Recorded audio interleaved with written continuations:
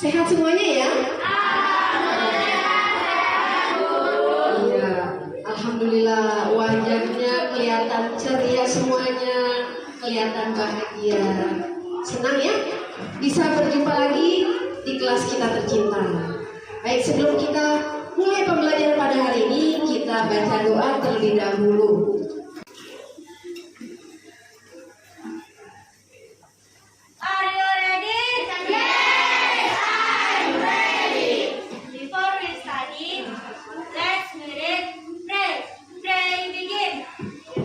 Kita membaca doa, kita akan lakukan rutinitas kita seperti biasa, yaitu pembiasaan membaca Al-Quran. Kita bertadarus dan juga selawat.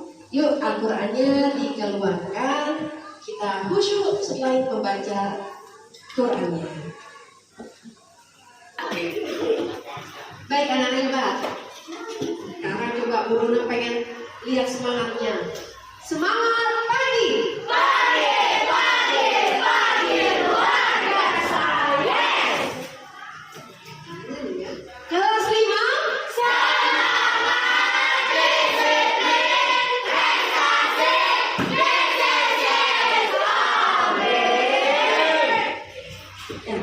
Alhamdulillah, semangat semuanya siap untuk berprestasi ya.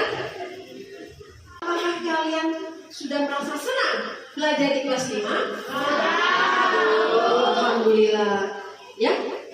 Pembelajaran yang kita lakukan mudah-mudahan bisa selalu menyenangkan, bisa membawa kita lebih fokus kepada pembelajaran yang kita lakukan. Coba Bu Nuna pengen tahu, tadi kamu sudah merasa senang. Benarkah senang? Senangnya bagaimana, Fatir? Fatir senangnya bagaimana? Coba. Semangat, semangat, Fatir semangat. Coba siapa lagi yang merasa senang? Sudah merasa senang belajar? Coba siapa ya? Ceria. Anissa ceria belajar di kelas 5. Tadi Fatir semangat, Anissa ceria, ya. Seperti yang sudah kita rencanakan kemarin, kita akan buat keyakinan kelas. Keyakinan kelas itu nanti kita buat, kita sepakati bersama agar kita laksanakan secara bersama juga. Di sini Bu Nuna sudah pasangkan, ya, sudah pasangkan lembar keyakinan kelas. Dan di sini lembar impian kelas. Keyakinan kelas kamu buat sesuai dengan apa yang kamu inginkan, kamu yakini akan kamu laksanakan di kelas kita. Ya, nah, kelas impian, kamu ingin kelas kita ini menjadi seperti apa? Lembar kertas. Ya, nanti kamu tulis. Bu Nuna akan berikan 2, warna hijau dan warna peach. Ya, nah warna peach ini nanti untuk kelas impian, yang warna hijau untuk keyakinan kelas.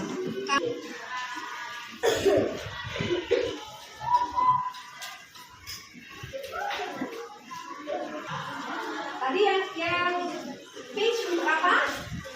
Yang peach untuk apa tadi? Baik, silakan kamu tuliskan apa yang menjadi keyakinan kalian dan impian kalian di kelas ini.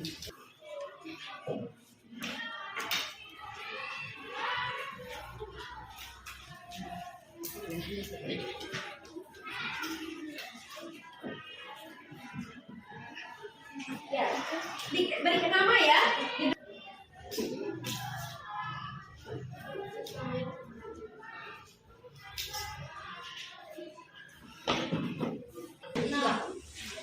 Baik, anak-anak hebat, sudah selesai semua? Baik, kita mulai dari depan ya. Ayo, dari depan ini saya. Ayo, tempelkan yang hijau di keyakinan kelas impian yang warna peach. Ayo, silakan. Di atas.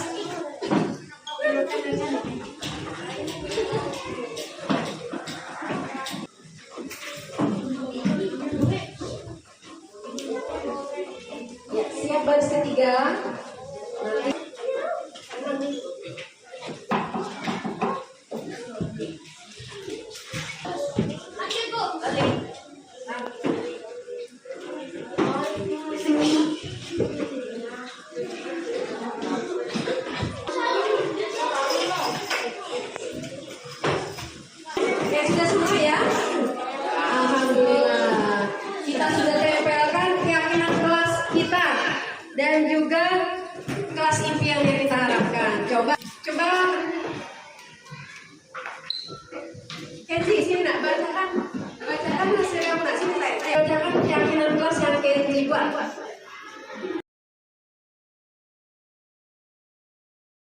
Permisi Pak, saya dengan Bu Novi ingin minta izin pada Bapak untuk melaksanakan kegiatan calon guru penggerak, salah satunya itu penyimbasan budaya positif di sekolah. Nanti akan diikuti oleh teman-teman guru sini Pak. Kapan dilaksanakannya? Insya Allah kita adakan hari Jumat Pak, tanggal 9 September pukul 1 di sekolah kita sendiri. Karena tidak mengganggu kegiatan belajar anak yang lainnya, tapi saya izinkan. Dan mudah-mudahan dengan kegiatan ini meningkatkan kompetensi guru dan calon guru penggerak dan calon guru yang lain juga. Dan mudah-mudahan pelaksanaan ini berjalan dengan lancar dan sukses. Amin. Terima kasih ya Pak. Terima kasih ya Pak dukungannya Pak.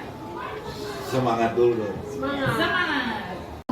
Pada siang hari ini kita diberikan kesempatan untuk bisa berkumpul bersilaturahim ya di sekolah SD Gabul Taman Pagi yang di salam tanpa pula kita sampaikan kepada suri teladan kita baginda Nabi Muhammad SAW.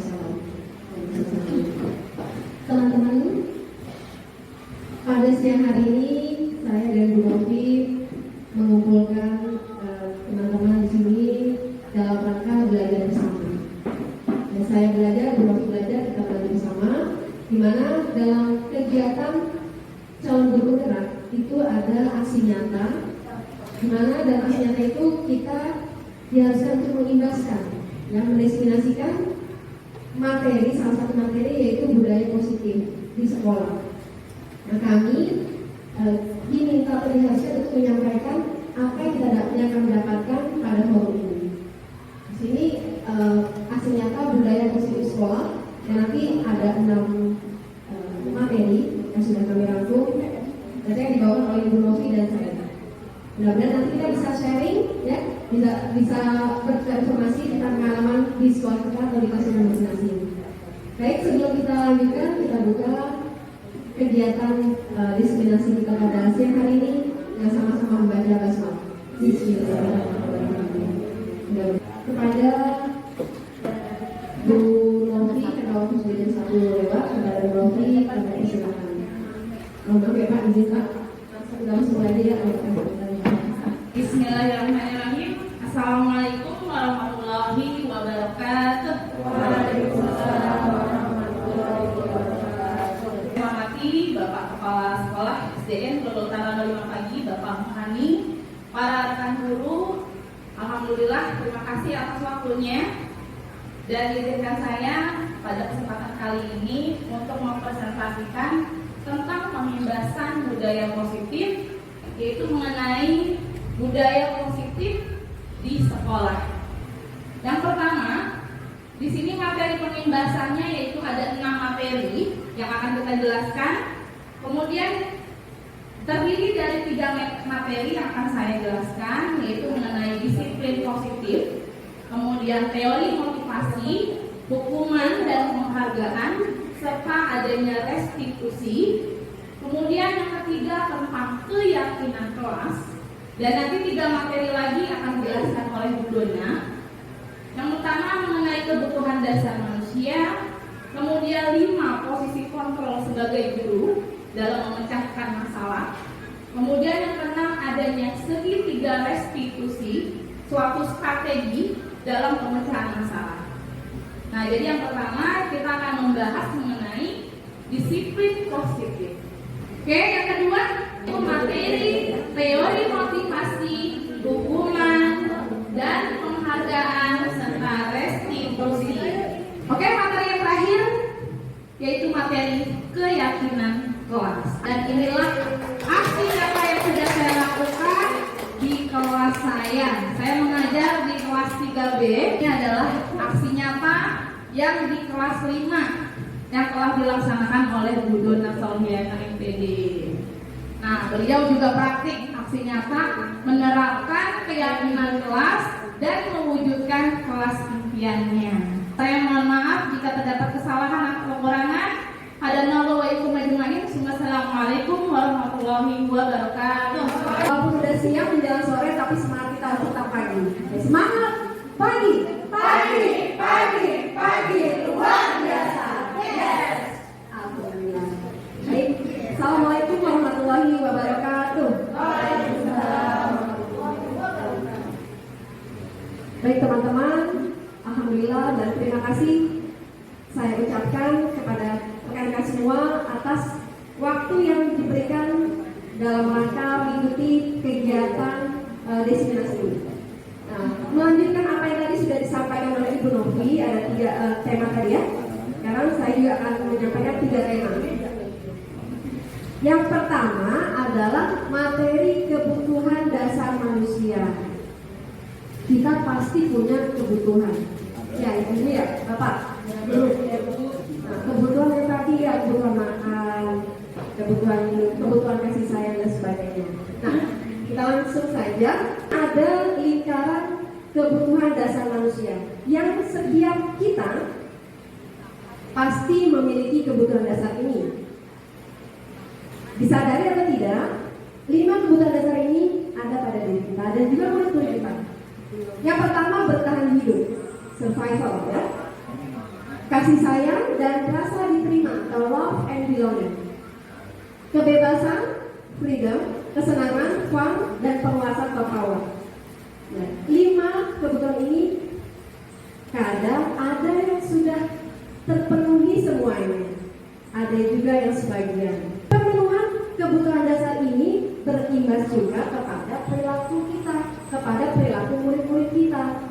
Nah, inilah yang kadang kebutuhan dasar manusia ini yang secara tidak sadar ketika berimbas kepada perilaku seseorang, terutama murid kita, dan salah satu atau beberapa kebutuhan dasarnya tidak terpenuhi. Kita sudah tahu ya mungkin anak kita bagaimana karakternya, bagaimana kehidupan keluarganya. Ada yang, mohon maaf, keluarganya tidak utuh, ya. Ibu bapaknya sudah pisah, anaknya menjadi kurang kasih sayang. Kebutuhan dasar kasih sayang dan rasa diterima ini menjadi berkurang atau hilang dari anak tersebut. Nah, ketika di kelas,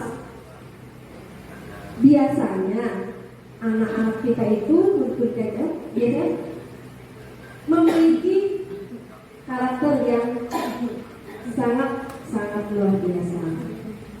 Nanti kita lanjut ya. Sini 5 kebutuhan dasar yang ada pada diri kita dan guru kita. Nah, di sini contoh pemenuhan kebutuhan dasar manusia. Bu Dona minta tolong siapa yang membacakan? Bagus, Bu. Pak Agus. Oh iya, Pak Agus. Ayo Pak Agus, Pak Agus sudah membacakan. Silakan Pak Agus. Silakan Pak perwakilan. Contoh tahun ini Dimas genap berusia 17 tahun. Dia senang sekali ketika ayahnya mulai mengajarkan cara menyetir mobil. Setiap akhir pekan ia berlatih menyetir. Ia terlihat senang sekali berlatih sampai akhirnya ia bisa menyetir mobil dengan baik dan lancar. Ketika ibunya bertanya pada Dimas, apa yang membuat dia ingin bisa menyetir mobil? Ketika jawaban Dimas adalah seperti ini, kebutuhan apa yang ingin dia penuhi? Terima kasih Pak. Di sini contoh Dimas. Ini tadi berkaitan dengan penjelasan teori kebutuhan ya. Motivasi ini ada unsur ekspresif ya. Sekarang kita ya eksternal atau ekspresif. Nah, di sini coba. Tadi kan ada 5 kebutuhan dasar manusia. Jawaban siapa tadi namanya? Dimas. Jawaban Dimas bisa bermacam-macam. Nah, bermacam-macam jawaban Dimas tadi memberikan pula kebutuhan yang berbeda-beda, ya. Ketika jawaban Dimas, aku merasa bangga dan keren bisa naik mobil, bisa punya mobil, berarti dia ingin memenuhi kebutuhan penguasaan. Karena dia merasa bangga dan keren kalau bisa naik mobil. Seperti juga murid-murid kita, ya. Kalau ditanya penguasaan itu berarti dia merasa lebih dari temannya, ya. Ketika anak-anak murid kita ada yang lebih unggul, lebih dari yang lain, dia merasa aku bangga, aku bisa ada 100 misalnya. Aku bangga, aku bisa menjawab itu berarti penguasaan diri. Nah, ketika Dimas menjawab, dia bisa jalan-jalan naik mobil sama teman-temanku, itu berarti dia memiliki kebutuhan kasih sayang dan rasa diterima. Seperti murid kita juga kalau di kelas, misalkan murid-murid kita kalau berteman, ada yang suka berkumpul dengan yang dia sukai saja. Nah, itu karena dia merasa ingin diterima oleh teman-teman yang disetujui saja. Nah, itu sebenarnya rasa kasih sayang dan rasa ingin diterima oleh teman-temannya itu yang ingin diwujudkan. Nah, itu nanti tentu saja dengan bimbingan kita harus kita bimbing, ya, kebutuhan tersebut. Nah, aku senang bisa pergi ke tempat-tempat yang aku suka. Nah, ini berarti kebebasan, kebutuhan kebebasan ingin dicapai atau ingin diwujudkan oleh Dimas. Selanjutnya, menyetir mobil itu seru. Berarti kebutuhan akan kesenangan yang ingin dicapai oleh Dimas. Nah, ini adalah 5 kebutuhan dasar manusia. Nah, mungkin kita juga bisa melihat diri kita sendiri, ya, teman-teman. Biasanya apa yang kita inginkan itu kadang ada yang terwujud dengan cepat, ada yang bertahap, ada yang belum terwujud. Keinginan kita itu berhubungan dengan kebutuhan dasar kita. Nah, mungkin bisa kita bertanya pada diri kita sendiri, kira-kira apa ya keinginan kita yang sudah terwujud, apa keinginan kita yang belum terwujud. Tapi jangan sampai keinginan kita atau kebutuhan kita yang belum terwujud itu berpengaruh kepada perilaku kita dalam mendidik murid-murid kita atau dalam bersosialisasi dengan orang lain. Nah, ketika kita tidak terwujud nih, misalnya tadi ketika kita belum bisa diterima secara utuh oleh anak kita, kira-kira bagaimana perasaan atau bagaimana sikap Bu Fani menyikapi kebutuhan Bu Fani yang belum terwujud tersebut? Gimana Bu Fani? Kebutuhan itu belum terpenuhi. Kira-kira perilaku apa yang akan Bu Fani lakukan? Ya, sikap yang akan Bu Fani lakukan karena kebutuhan Bu Fani tadi belum terpenuhi. Oke, saya coba jawab. Awalnya pasti sedikit kecewa, gitu ya. Cuma awal pertama masuk anak-anak di kelas 4 itu memang mereka belum bisa menerima karena mereka masih berkesan kepada guru yang lama sebelumnya. Jadi mereka menginginkan karakter yang ada di guru mereka sebelumnya itu ada juga di diri saya. Jadi saya coba menjelaskan, memberikan pemahaman bahwasanya sifat dan karakter guru-guru itu sama seperti kalian, mempunyai karakter yang berbeda-beda. Tidak semuanya harus kalian terima seperti guru sebelumnya.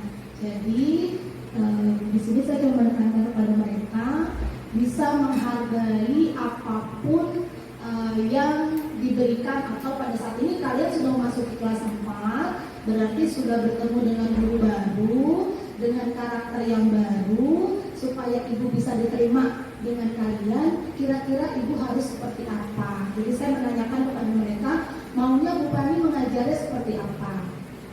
Sudah banyak jawaban dari mereka. Saya inginnya belajarnya sambil bermain. Saya inginnya di kelas 4 bu guru tidak kalau bahasa mereka galak gitu ya. Bu gurunya saya maunya selalu membuat suasana kelas itu senang seperti itu. Nah, sedikit demi sedikit keinginan saya coba wujudkan. Alhamdulillah dengan kesepakatan yang kita buat bersama, akhirnya mereka bisa menerima saya karena keinginan mereka pun yang mereka inginkan saya penuhi dengan baik, dan akhirnya sekarang kelas berjalan dengan nyaman, belajarnya juga mereka sambil bergembira, tidak lagi tegang, dan kita membuat semacam yel-yel kelas yang bisa membuat mereka itu tidak takut lagi untuk diajarkan oleh saya pribadi. Seperti itu. Terima kasih.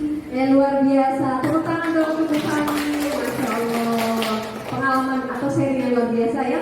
Bagaimana agar kita diterima oleh murid kita yang mungkin awalnya di kelas sebelumnya gurunya berbeda karakter dengan kita, berbeda pola ajar dengan kita. Ada dari teman lain yang mau sharing? Ya, Bu Pipit. Terkait tadi Bu, materi motivasi dari Bu Novi. Oh iya. Iya, saya jadi kepikiran Bu, gimana caranya menghilangkan materi hukuman dan imbalan itu hukuman dan imbalan gitu Bu. Gimana mengajarkan anak itu biar disiplin, tapi kita nggak sering-sering menghukum atau sering-sering memberikan reward gitu. Baik, terima kasih Bu Pipit pertanyaannya. Jadi nanti untuk sekarang dipending dulu karena nanti berkaitan dengan materi selanjutnya ada tentang posisi kontrol guru dan juga nanti segitiga restitusi. Itu di sana nanti kita bisa tahu sedikit-sedikit sama-sama kita belajar ya, kita sharing bagaimana kita, walaupun memang agak berat ya, karena punishment dan reward itu sepertinya sudah hal yang biasa kita lakukan agar anak-anak bisa tertib atau mengikuti apa yang kita berikan atau apa yang kita tepatkan. Baik, kita lanjut saja dulu ya. Gak apa-apa Yubi ya, kita pengen dulu.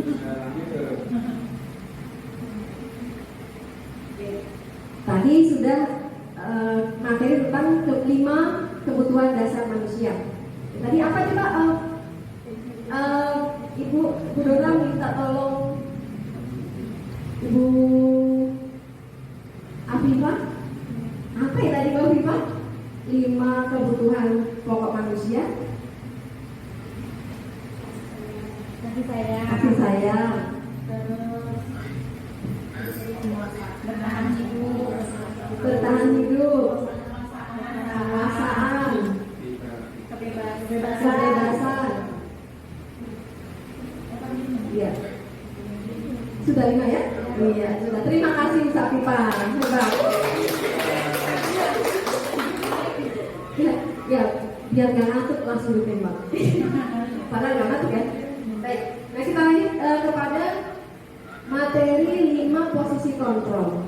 Apa sih 5 posisi kontrol kita sebagai guru? Di sini Dian Gosen dalam bukunya Restructuring School Discipline, nah mengemukakan bahwa ya Dian Gosen ini mengambil dari teori kontrol Dr. William Glasser. Ada 5 posisi kontrol yang diterapkan seorang guru ataupun orang tua. Yang pertama, sebagai penghukum. Kedua, pembuat rasa bersalah. Sebagai teman, sebagai pemantau, dan sebagai manajer. Kira-kira 5 ini maksudnya seperti apa ya? Dan kita seringnya yang mana ya yang kita lakukan? Nah, jadi 5 posisi kontrol ini memang sering kita lakukan. Tapi kita lebih dominan kemana ya? Nah, yuk kita lihat dulu. Sebagai penghukum, seorang penghukum bisa menggunakan hukuman fisik maupun verbal. Nah, sebagai penghukum, saya ulangi ya, bahwa seorang penghukum bisa menggunakan hukuman fisik. Orang-orang yang menjalankan posisi penghukum senantiasa mengatakan bahwa sekolah memerlukan sistem atau alat yang dapat lebih menekan murid-murid lebih dalam lagi. Guru-guru yang menerapkan posisi penghukum akan berkata, patuhi aturan saya atau patuhi aturan Bapak, atau awas ya, kamu selalu saja salah, selalu, pasti selalu kamu yang terakhir selesai. Nah, guru seperti ini biasanya percaya bahwa salah satu cara pembelajaran yang bisa berhasil, yaitu cara diam. Nah, mungkin ini sering juga kita lakukan ya, sering kita lakukan. Nah, makanya nanti kita bisa sharing kita lebih banyak ke posisi yang mana nih. Yang kedua, membuat merasa bersalah. Pada posisi ini, biasanya guru akan bersuara lebih lembut. Pembuat rasa bersalah akan menggunakan keheningan yang membuat orang lain merasa tidak nyaman. Jadi pengennya suasananya sepi, tertib, hening. Kalau ada bersuara, tidak boleh. Kata-kata yang sering keluar seperti, ibu sangat kecewa sekali sama kamu. Kamu nggak buat PR lagi. Berapa kali bapak harus memberitahu kamu ya? Gimana coba kalau orang tua kamu tahu kamu berbuat seperti ini? Sedih nggak? Nah itu seperti itu ya. Itu pembuat rasa bersalah. Di posisi ini, murid memiliki penilaian diri yang buruk tentang diri mereka. Murid merasa tidak berharga dan telah mengecewakan orang-orang yang disayanginya. Jadi kadang kita berkata yang membuat murid kita merasa sangat bersalah kalau telah melakukan kesalahan. Nah itu sering juga kita lakukan, terutama ya kita sama-sama, terutama saya mungkin harus banyak belajar juga dari kegiatan ini ya. Kalian itu ya nanti baru kita sharing. Nah sebagai teman, posisi ini tidak akan menyakiti murid, namun akan tetap berupaya mengontrol murid melalui persuasi, melalui tunjukkan ya. Posisi teman pada guru bisa negatif ataupun positif. Positif di sini berupa hubungan baik yang terjalin, ya, misalkan menggunakan rumor ya dengan murid kita. Ingat tidak bantuan ibu atau bantuan bapak selama ini? Ya sebagai memantau berarti mengawasi. Pada saat kita mengawasi, kita bertanggung jawab atas perilaku orang-orang yang kita awasi. Posisi pemantau berdasarkan pada peraturan dan konsekuensi. Seperti tadi sudah dijelaskan Bu Novi ya. Dengan menggunakan sanksi atau konsekuensi, kita dapat memisahkan hubungan pribadi kita dengan murid sebagai seorang yang menjalankan posisi pemantau. Pertanyaan yang diajukan soal pemantau biasanya ya kita di kelas, peraturannya apa ya? Apa yang telah kamu lakukan? Sanksi atau konsekuensinya apa kalau kamu tidak bikin PR? Nah, seperti itu. Jadi dia memantau, tapi dengan memberikan apa ya? Misalnya konsekuensi. Tetap ada konsekuensi atau ada sanksi, hukuman. Nah, posisi terakhir yaitu manajer. Adalah posisi di mana seorang guru berbuat sesuatu bersama dengan murid, mempersilahkan murid mempertanggungjawabkan perilakunya, mendukung murid agar menemukan solusi dan permasalahannya. Nah, dari kelima posisi kontrol, ya, ini nanti kita praktekkan ya. Saya ingin salah seorang bisa mempraktekkan bagaimana kita sebagai guru memiliki posisi kontrol sebagai manajer. Sini ada guru, ada Adi. Siapa yang mau jadi Adi? Pak Lusti jadi Adi, Pak Lusti. Ayo sini nak.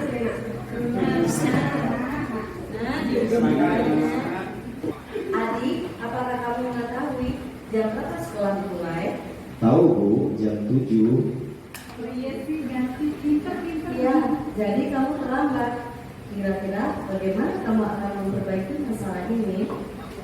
Saya bisa menanyakan teman saya Bu untuk mengejar tugas yang tertinggal. Baik, itu bisa dilakukan. Apakah besok akan ada masalah untuk kamu agar bisa hadir tepat waktu ke sekolah? Tidak Bu, saya bisa hadir tepat waktu. Baik, saya hargai usahamu untuk memperbaiki diri. Baik, terima kasih.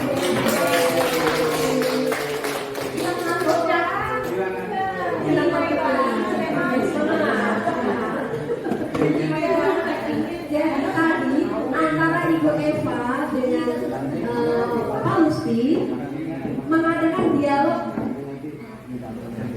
seorang guru yang berposisi sebagai manajer.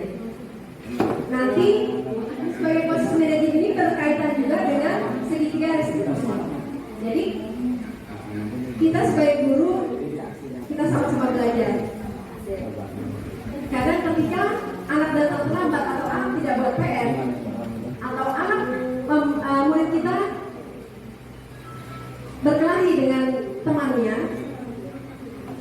seringnya kita melakukan posisi yang mana ya? Ayo, ada sharing? Mendekat ke murid Bu itu. Hah? Oleh nggak mendekat nada suara, paulus, bahasa tubuh tidak kaku mendekat ke murid. Tadi Bapak nggak deketin murid. Oh. Tentang pribadi. Takutnya setahun dekati muridnya. Iya. Jadi jaga jarak. Kira-kira kalau murid kita menghadapi permasalahan seperti tadi, teman-teman bisa sharing. Kira-kira kita seringnya di posisi yang mana ya? Sebagai penghukum ya? Sebagai penghukum. Sering sebagai penghukum. Atau mungkin sebagai teman, pemantau, atau sebagai pembuat rasa bersalah. Kadang-kadang itu mah. Memang. Ya, jadi sebagai penghukum kita sering juga. Sebagai pembuat rasa bersalah, ya kita juga melakukan. Ya. Kalau sebagai penghukum memang tadi berarti ada yang tersakiti. Iya. Karena mungkin memang kita kesal sama murid-murid kita. Apalagi anak-anak sekarang, atau murid-murid sekarang luar biasa ya, dengan beraneka macam karakter. Dan kebutuhan mereka berbeda-beda, kemampuan juga berbeda-beda, sehingga membuat kita melakukan posisi kontrol sebagai penghukum atau sebagai pembuat rasa bersalah. Iya, sekarang lebih galak anaknya daripada gurunya. Lebih galak anak daripada gurunya ya. Aduh, masya Allah. Mudah-mudahan tidak ini ya, tidak berlanjut atau seperti itu, tidak berlanjut seperti itu. Atau ada yang mau sharing? Kira-kira mungkin di kelas kita kasus yang mungkin nanti tidak bisa kita sharing bareng-bareng. Kira-kira nanti solusinya bagaimana dengan permasalahan yang ada? Apakah kita harus tetap berada di posisi sebagai penghukum, sebagai pembuat rasa bersalah, atau sebagai teman, pemantau, atau sebagai manajer? Nah itu tingkat yang mungkin lebih lebih bijak itu memang sebagai manajer. Tapi memang kita harus selalu belajar sebagai seorang guru bahwa dengan keragaman kebutuhan murid, dengan keragaman karakter murid, kita memang harus belajar untuk bisa menjadi sebagai manajer, seorang manajer. Tidak terlepas karena rasa kesal kita, karena merasa kita tidak dihargai atau kurang dihargai oleh murid-murid kita. Ya, berarti tadi ada satu kebutuhan dasar kita yang hilang, sehingga kita bertindak sebagai penghukum. Nah, seperti itu. Mungkin ada yang mau sharing teman-teman? Ayo. Gimana? Ayo, Bapak Agus atau Ibu? Mau sharing? Bapak kita sharing bareng-bareng di sini. Nah, pengalaman di kelasnya. Kalau pengalaman kamu lebih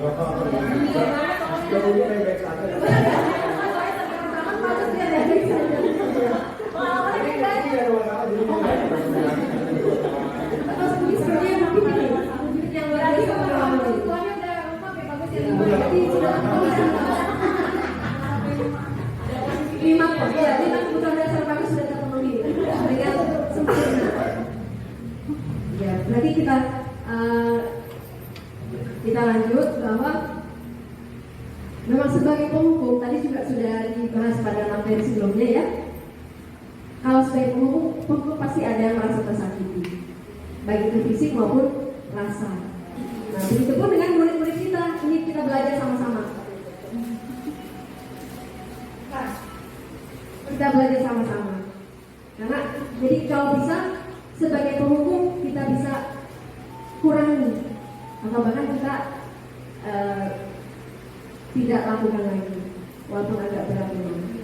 Karena sekarang kalau dengan kata-kata saja itu tidak mengena. Pendekatan sudah, cara halus sudah, cara galak sudah, itu istilahnya ya. Tapi ini menjadi tantangan kita.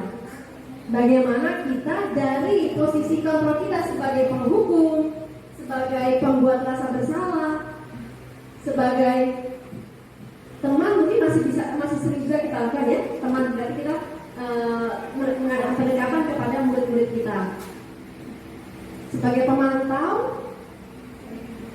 Ini juga sering kita lakukan. Bagaimana dari 4 posisi kontrol ini kita bisa menuju kepada posisi manajer. Kita bisa memanage diri kita. Saya masih belajar terus untuk bisa mengontrol kata-kata, sikap saya, agar murid-murid tidak merasa, bukan tersakiti, tapi tidak merasa bahwa belajar sama bu guru kok nggak enak, membosankan, galak. Karena kan kita kalau mengajar itu sekarang, terutama di profil di Merdeka Mengajar ini, bagaimana kita mengajar yang berpihak kepada murid.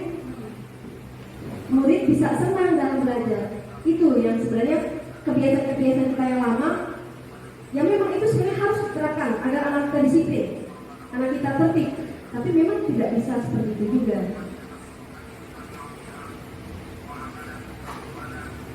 Kadang sikap anak-anak membuat kita, iya, mungkin kita pengalaman, pasti masing-masing ada pengalaman ya. Nah, Bu Desi pasti punya pengalaman. Coba Bu Desi ceritakan pengalamannya, bagaimana perilaku murid-murid di kelas Bu Desi menuju posisi kontrol sebagai penghukum katanya. Coba Bu Desi.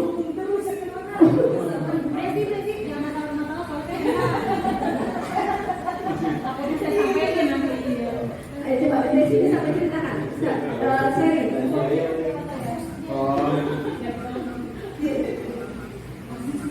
Silakan Bu. Ya boleh, yang belum terpecahkan bisa kita sharing bareng-bareng. Pakai sambutan dulu. Yang lama disebut Nabi. Masalah terakhir sama anak ya Bu Don. Menurut saya dia sudah melakukan kesalahan, bukan yang fatal, tapi bisa melukai hati orang tua, juga hati anak yang dia lakuin itu ya. Terakhir dia menyuruh seseorang, temannya juga, untuk mencium, juga memeluk. Memeluknya lawan jenis. Jadi saya pun baru tahu karena itu kejadiannya pada saat istirahat. Saya sudah panggil anaknya, saya sudah panggil semuanya. Jadi karena memang kata dia, nggak apa-apa Bu, kan cuma bercanda gitu. Nah terus saya diskusi sama orang tua yang anaknya yang dicium ini, korban, bagaimana ini gitu. Bu, dikerasin aja. Oh saya nggak mau main kekerasan. Bu, kita aja dulu sama guru dikerasin, makanya kita sekarang sukses Cie. Sekarang kita disiplin kita terbentuk, kita jadi takut sama guru, hormat sama guru gitu.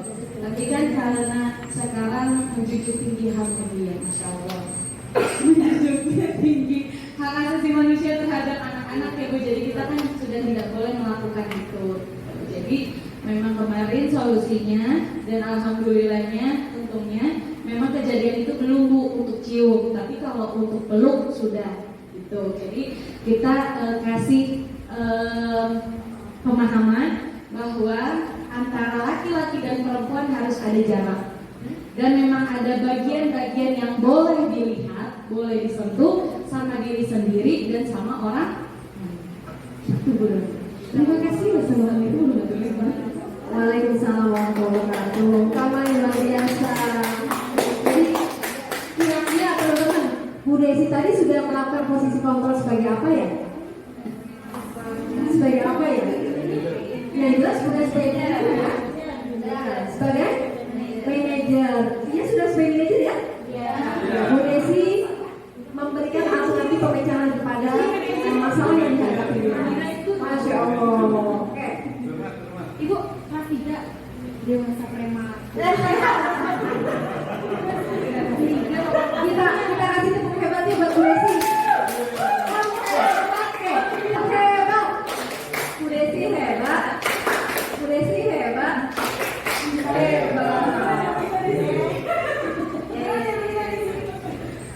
Berarti memang sebenarnya secara tidak sadar kita pun karena sudah melakukan posisi kita sebagai manajer. Ya, kok kadang-kadang.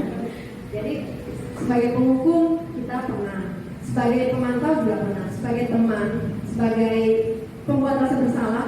Nah ini yang sering nih, jadi anak menangis. Coba, kamu gak kasihan sama ibu, dari tadi sudah ngajar, sudah menjelaskan, sampai capek, sampai ibu kelelahan. Kamu gak kasihan sama ibu? Ini sering juga ya, kita bicara seperti itu ya kadang-kadang ya? Iya betul. Saya juga seperti itu. Enggak bu, gitu.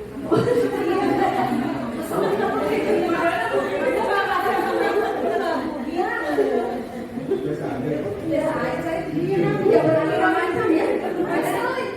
Anak-anak juga suka memberikan jawaban yang membuat kita tertawa, membuat kita kesal. Nah itulah disinilah tantangan kita sebagai pendidik yang menurut Ki Hajar Dewantara kita harus mendidik anak sesuai dengan kodrat alam dan zamannya. Jadi kita harus belajar agar kita mendidik sesuai dengan zaman mereka, dengan kondisi mereka, karakter mereka seperti sekarang kita hadapi, sehingga kita bisa lebih mengkondisikan dengan sebaik-baiknya. Ya, ini posisi kontrol. Kita lanjut ya, atau mungkin ada yang mau ditanyakan tentang posisi 5 posisi kontrol ini sebelum kita masuk kepada materi segitiga restitusi. Tadi bu, kita sebagai guru harusnya imbang 5 posisi itu atau lebih cenderung ke manajer bu? Harusnya. Iya, baik, terima kasih Bu Pipit. Jadi kita sebagai guru sekarang ini sebagai pendidik, ketika kita sudah memposisikan kita sebagai seorang manajer, berarti nanti kita masuk sebagai manajer ini dalam langkah-langkah segitiga restitusi. Jadi bisa kita posisikan kita tuh sebagai manajer dengan cara-cara yang ada pada segitiga restitusi. Nanti pasti makin seru nih serinya, karena di materi ini lebih banyak sharing, lebih kepada kita sebagai pendidik. Segitiga restitusi, apa itu ya segitiga restitusi? Restitusi merupakan proses kolaboratif, tadi sudah disampaikan, yang mengajarkan murid untuk mencari solusi masalah dan membantu murid berpikir tentang orang seperti apa yang mereka inginkan dan bagaimana mereka harus memperlakukan orang lain. Jadi bagaimana? Nah, ini segitiganya. Yang pertama kita mulai dari ya. Jadi tahapan dalam melakukan proses segitiga restitusi. Yang pertama menstabilkan identitas. Seperti apa ya? Menstabilkan identitas. Menstabilkan identitas. Di sini setiap orang pasti pernah melakukan kesalahan. Kamu bukan satu-satunya yang pernah melakukan kesalahan. Misalkan murid kita ketahuan main handphone di kelas ketika lagi kita sedang mengajar. Kita melihat, wah murid kita main handphone nih. Terus kita panggil. Dan usahakan memang kalau ketika kita menegur tidak di depan teman-teman.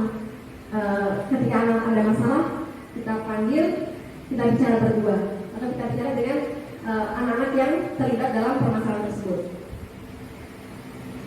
Di sana nanti juga ada contohnya, videonya, ada video contoh. Menstabilkan identitas, kita mengakui bahwa setiap manusia itu tidak ada sempurna. Pasti pernah melakukan kesalahan. Kita pun pernah melakukan kesalahan sebagai guru. Bukan hanya murid.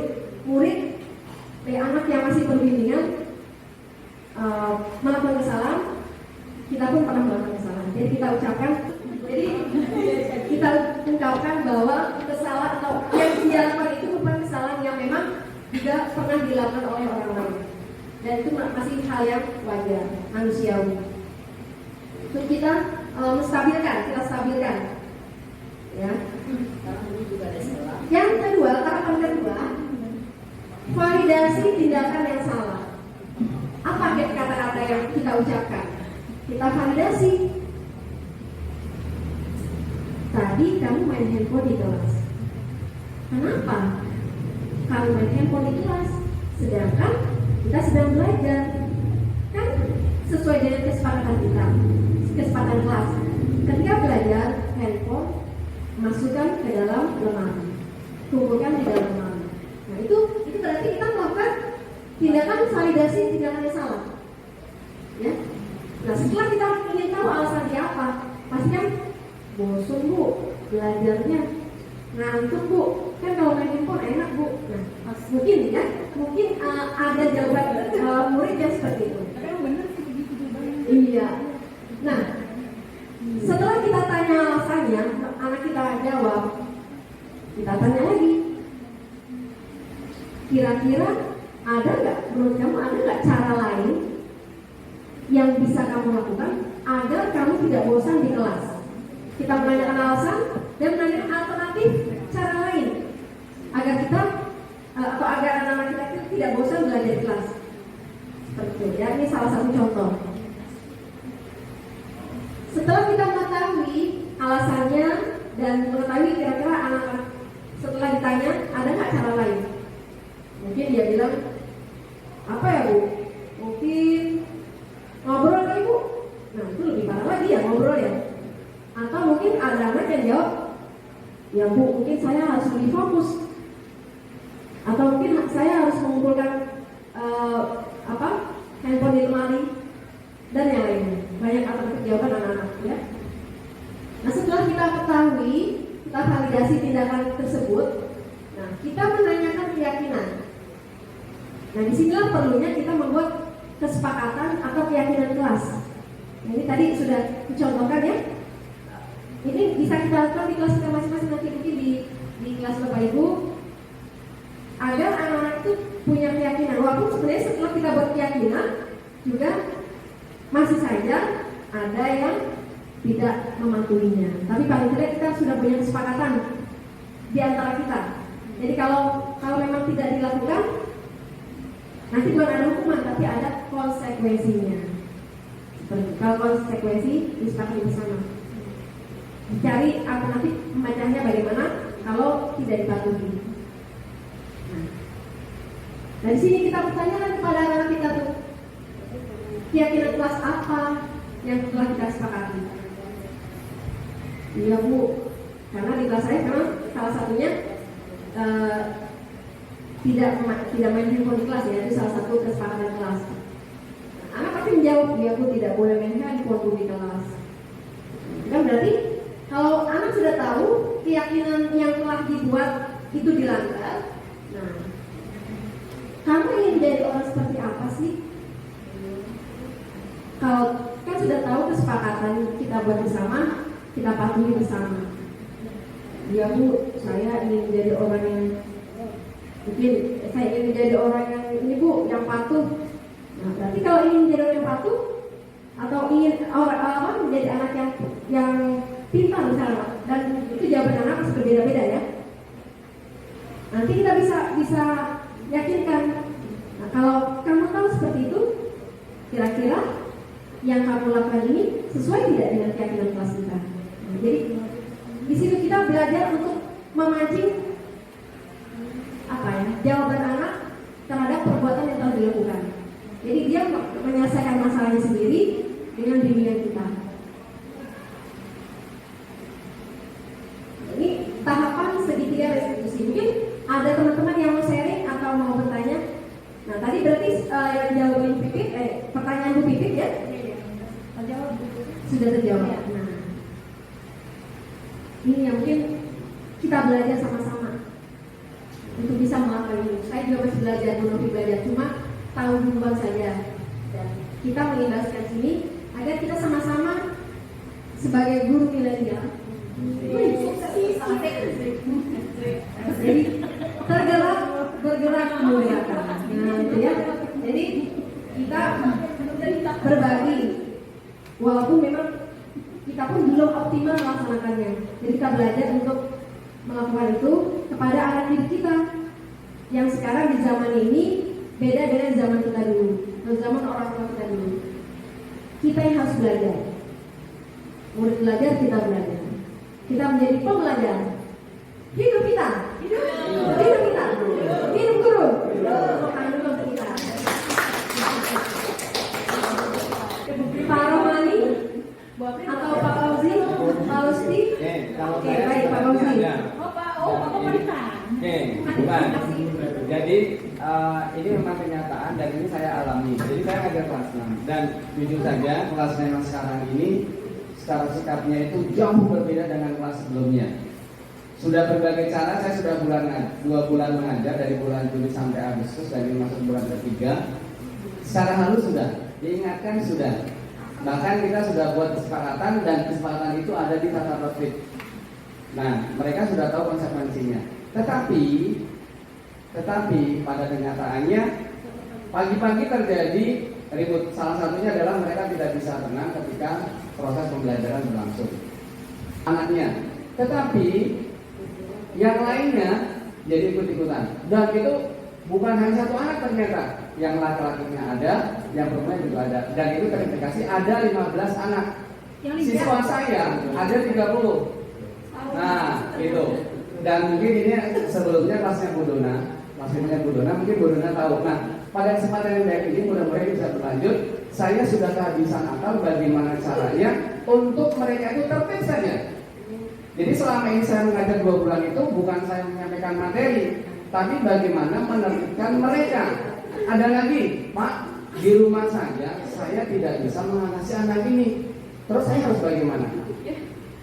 Ya, jadi sudah tanya, Bu, Undan, maaf kalau di rumah tolong ya Bu dipantau belajarnya. Pak, boro-boro saya bisa, Pak, ngelawan sama saya. Ayahnya kerja adanya ibunya. Jadi bahkan sampai ini jujur ya, ini real yang ada di kelas saya dan mudah-mudahan teman-teman bisa mengerti solusinya. Akhir-akhir ini mereka bisa patuh karena saya bentak.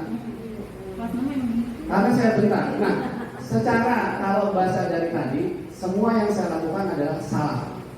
Nah, saya sudah nggak bisa nakal. Bagaimana caranya? Nah, sekarang saya punya komitmen. Kalau kamu hari ini ribut, berarti kesimpulannya saya tidak akan ngajar, tapi kamu nyatet dan tidak istirahat. Dan itu cukup mempan, kayak apa? Nah, itu saja beneran. Jadi mohon banget solusinya seperti apa?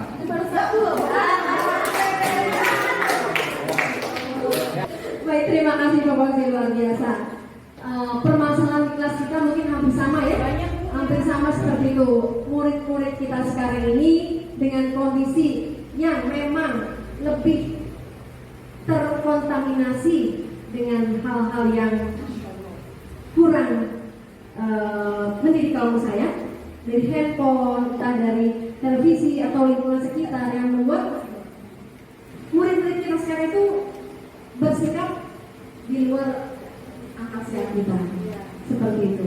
Nah, mungkin Pak Fauzi kelas 6 sekarang memang yang kemarin saya ajarkan memang luar biasa, sekarang luar biasa. Tapi memang mungkin tipe pengajaran saya dan tipe pengajaran Pak Fauzi agak berbeda sedikit gitu ya. Tipe saya agak berbeda. Kalau saya waktu itu memang lebih banyak ya sudah pasti sebagai penghukum pernah juga saya lakukan, sebagai bersalah juga sudah, sebagai teman juga sudah, sebagai pemantau. Nah, setelah saya ikut guru penggerak ini, mungkin kayak sekarang kelas itu belum terbersih di saya untuk melakukan seperti itu. Nah, sekarang di kelas 5 ini saya mencoba, walaupun memang mengenai berhasil tidaknya itu memang tidak bisa kita prediksi. Tapi paling tidak kita berusaha. Saya dari kelas 5 ini ketika pengalaman saya, ketika saya mau berkata sepertinya tuh mulut saya kayak dikontrol sendiri oleh diri saya. Dan sudah coba misalkan Fatir, karena memang di kelas saya Fatir agak aktif. Fatir, apa yang kamu lakukan itu Fatir? Itu baik nggak? Jadi sesuai nggak dengan apa yang kita sepakati bersama? Terus menurut kamu, dan dia jawab ya, dia jawab. Terus menurut kamu kira-kira yang lebih tepat bagaimana? Memang setiap anak pasti memiliki apa ya? Tanggapan yang berbeda-beda, atau mungkin hasil yang berbeda-beda sesuai dengan karakter anak tersebut ya. Memang kalau dari kelas yang sekarang luar biasa, memang luar biasa. Nah, memang perlu kesabaran kita sebagai guru untuk bisa mengontrol dan memantau mereka. Nah, mungkin Pak Fauzi, nanti mungkin kita bisa sharing yang lain. Kalau menurut saya, dari ilmu yang saya dapati dan juga kita pelajari hari ini, coba bisa nggak kita mencoba melakukan langkah segitiga sini, pelan-pelan. Jadi kita panggil mungkin secara persuasi dalam pendekatan kepada anak yang paling menonjol. Walaupun memang saya juga tahu anak itu agak sulit untuk didekati, tapi untuk merubahnya agak sulit. Tapi paling ya kita berusaha untuk mencoba menjalankan langkah ini. Teman-teman, tadi semua materi kita sudah jelaskan, semoga bermanfaat ya. Dan alhamdulillah ini adalah aksi nyata yang telah kita laksanakan di sekolah. Selamat menyaksikan.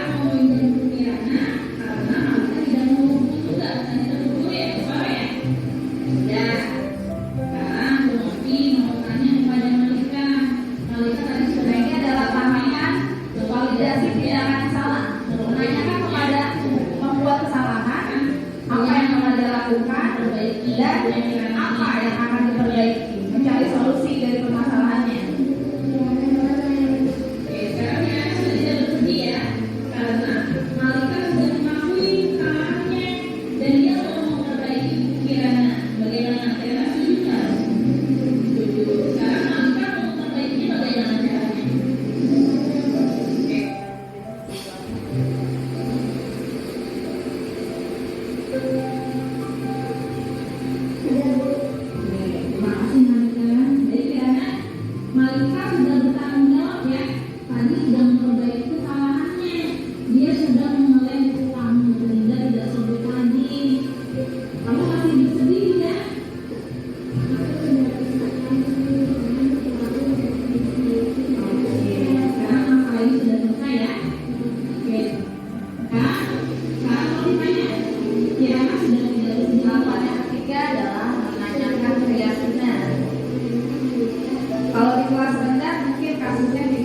sebagai kelas tinggi ya. Kadang kalau di kelas rendah itu sayanya yang sedikit kejar-kejar kan. Kamu bayar sebentar. Takut pepe, beriman bertakwa akhlak mulia, mandiri bernalar kritis, berbineka global dan bergotong royong serta kreatif. PPP, profil pelajar Pancasila. Yes. Oke, terima kasih semuanya. Baik, kami berdua terima kasih banyak atas waktu Bapak dan Ibu semua. Semoga materi-materi yang kita sampaikan dapat bermanfaat. Lebih kurangnya dari kita mohon dibukakan pintu maaf yang sebesar-besarnya. Sekian dari kami. Wassalamualaikum warahmatullahi wabarakatuh. Waalaikumsalam warahmatullahi wabarakatuh.